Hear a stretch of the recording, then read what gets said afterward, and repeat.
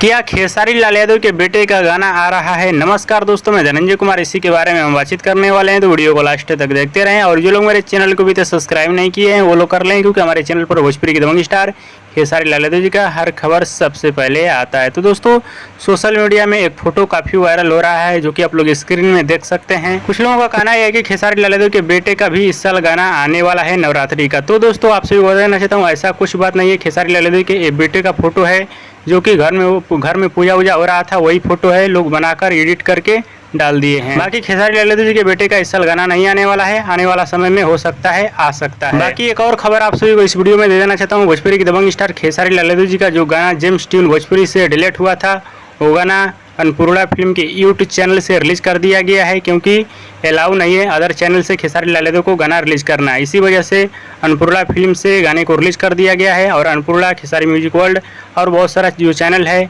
Global से attach है, उसी चैनल से खेसारी लाल यादव का सिर्फ गाना आप सभी के बीच आएगा।